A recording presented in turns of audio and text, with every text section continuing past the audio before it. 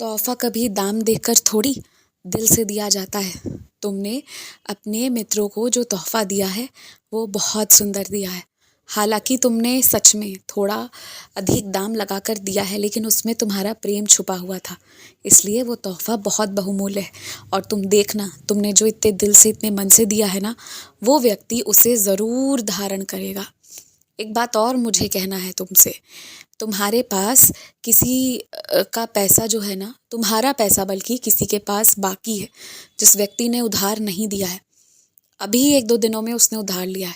अब 2-3 दिन रुक जाओ, उसके बाद वो व्यक्ति तुम्हें तुम्हारा पैसा ज़रूर वापस चुका देगा।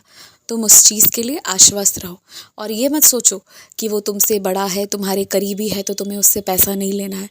तुम्हें पैसा लेना है, वो तुम्हारा करीबी है, वो सब कुछ ठीक है, लेकिन कुछ हिसाब किताब ऐसे होते हैं ना, जिसे अगर जितना साफ, जितना सटीक रखो ना, जीवन भर के लिए उतना आसान होता है। रिश्ते नाते में भी कोई अपना करीबी ही क्यों ना हो, पर हिसाब किताब के मामले में जितना ईमानदारी दिखा सकते हो उतना ईमानदारी दिखाओ। और तुम्हारे पास जो पुस्तिका तुम्हें प्राप्त हुई है, जो तुम्हें मेरी पुस्तिका प्राप्त हुई है, वो सिर्फ इसलिए प्राप्त नहीं हुई है कि तुम उसे पढ़ो या तुम्हारा ध्यान चला गया।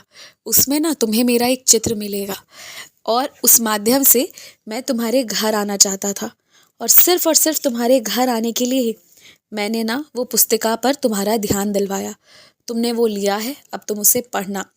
उसे पढ़ना मानो मेरी सच्चरित्र पढ़ने समान है, क्योंकि उसमें जो बातें लिखी हुई है ना, तुम जब ध्यान से पढ़ोगे और उसके बाद जब मेरी सच्चरित्र पढ़ोगे, तब समझ आएगा तुम्हें कि मैंने वो क्यों तुम्हें खरीदवाया था और क्यों तुम्हें मैंने वो पढ़वाया। अच्छा, एक बात कहूँ, मुझे ना तुम्हारे लिए एक ऐसे रंग का कपड़ा पसंद आया है जो थोड़ा स्लेटी रंग का है। अब मुझे नहीं पता, आम तौर पर तुम उस रंग को बहुत पसंद तो नहीं करते हो, और वैसे कपड़े तुम आम तौर पर लेते भी नहीं हो, लेकिन इस बार मुझे पसंद आया है वो रंग, और मैंने तुम्हारे लिए वही रंग भिजवाया है। तुम इस बार मेरे मनपसंद रंग को पहनो, और मुझे लगता है कि तुम्हें हर तरह के रंगों को पहनना चाहिए। सारे रंगों में कोई ना कोई विशेषता छिपी हुई है। और सुनो ना, तुमने ही तो एक मूर्ति के रूप में मुझे स्थापित किया था, और अब जब तुमने इतने सारे तबादले हुए हैं तो मुझे कहीं डब्बे में बंद करके रखे हुए हो, तो मुझे रखकर भूल गए हो। कब निकालोगे तुम मुझे वहाँ से? दम घुट रहा है मेरा वहाँ। निकालो मुझे वहाँ से बाहर। जहाँ तुमने मुझे रखा हुआ है ना, मुझे वहाँ अब नहीं रहना है।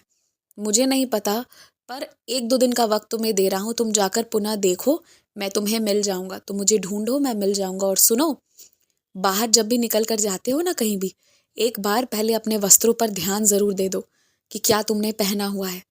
ये जो वस्त्र तुम धारण करते हो, कभी कभी तुम्हारा ध्यान नहीं जाता और वो कटे फटे हो सकते हैं, इसलिए ध्यान देकर देख लो क्या तुमने पहना हुआ है। और जो चीज़ ठीक नहीं है, जो चीज़ गड़बड़ है ना, वो घर पर देख कर जाओ तो ही सही है। बाहर जाने के बाद पता चले तो दिक्कत हो सकता है, और उसके बाद कुछ ज़्यादा किया नहीं जा सकता, इसलिए घर से ही सावधानी बरतो। हमेशा खुश रहो।